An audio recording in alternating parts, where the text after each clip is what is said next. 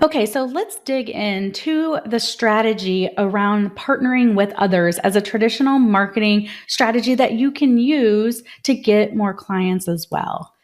So, how do you use referral partners as marketing? Referral partnerships they work best for coaches by creating and nurturing a mutually beneficial relationship with other professionals who serve a similar target audience as you.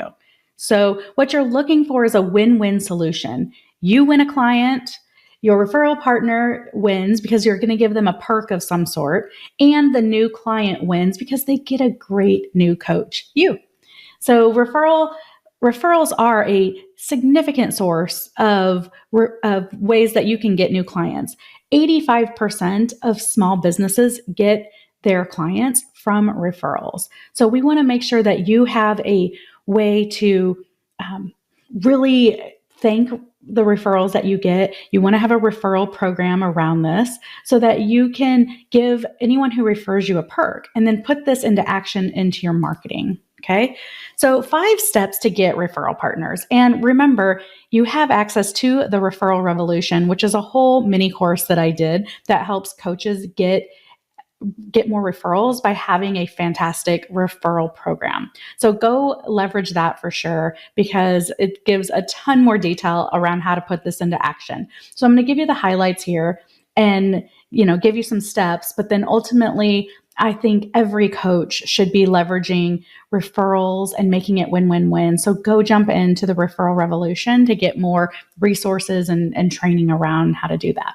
All right. So the 5 steps to get referral partners. 1, we want to identify the potential partners. So what you're going to do is you're going to look for professionals who serve a similar or a complementary audience as you.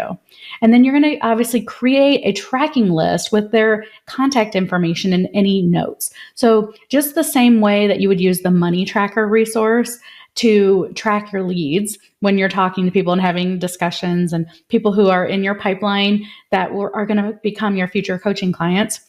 You'll want to have some sort of way to be tracking that for potential partners as well.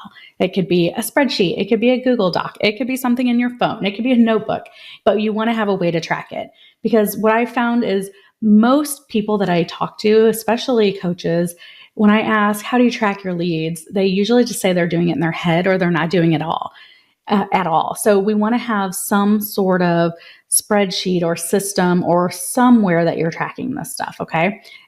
Because referral partners, we want to treat them like gold because they have the potential to bring you a ton of leads. So, and it is one of the most affordable ways to get new coaching clients. And it's a way to do it faster because the referrals coming from a trusted resource. So rather than them having to get your emails for a few months or come to a 3-day event of yours, or for you to have to really follow up with them at multiple networking events and stuff like that.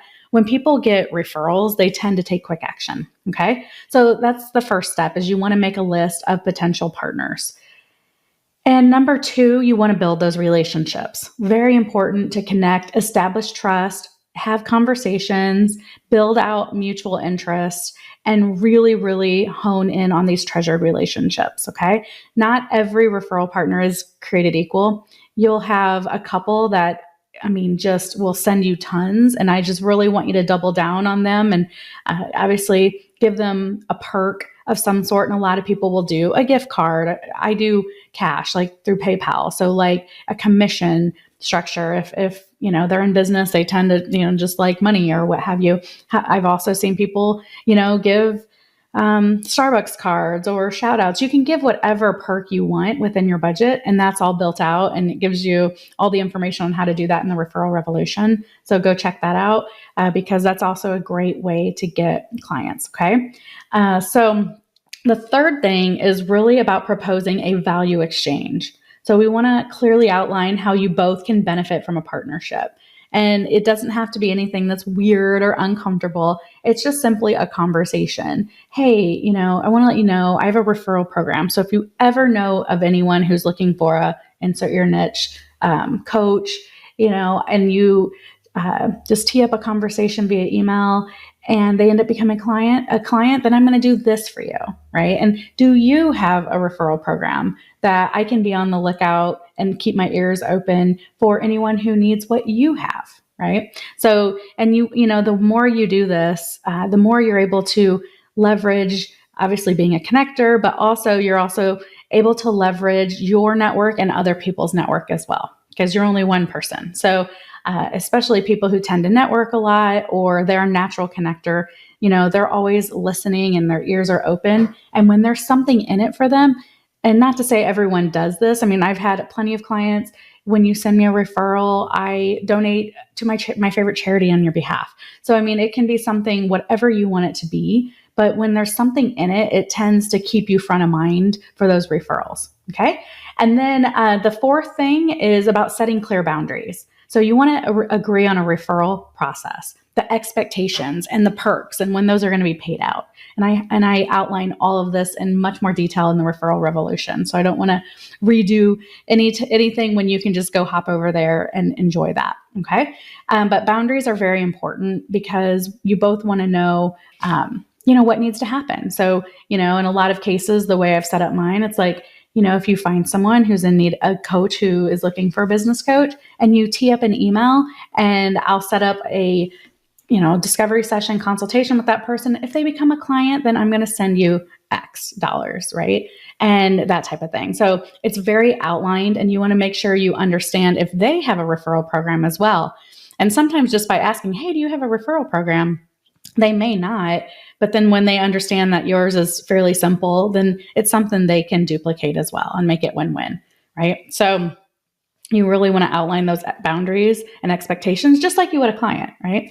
It sounds familiar, right? You did that in your foundation. And then the fifth thing is about maintaining communication.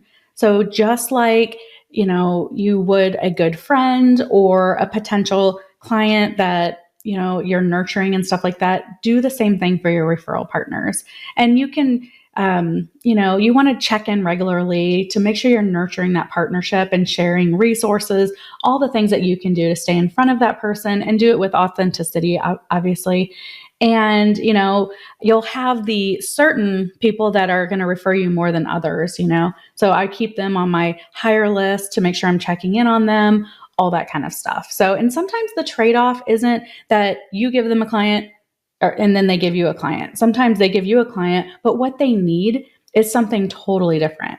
I've had referral partners that, they didn't even want me to refer them back. It was more, hey, let's go to lunch or spending time together, or, it can be anything. They might be going through a hard time, and you keep them in your prayers and, whatever. I mean, people, a perk to them and staying in front of them and creating that relationship looks differently for every type of person. So you just need to lean in on your intuition on that. Okay. But maintaining regular communication is going to be the key. You can't just talk to them once and then expect they're just going to send tons of leads. You got to keep nurturing and working on that partnership and that relationship. Okay, so up next, we're going to talk about how you can author and promote your book as a traditional marketing strategy as well.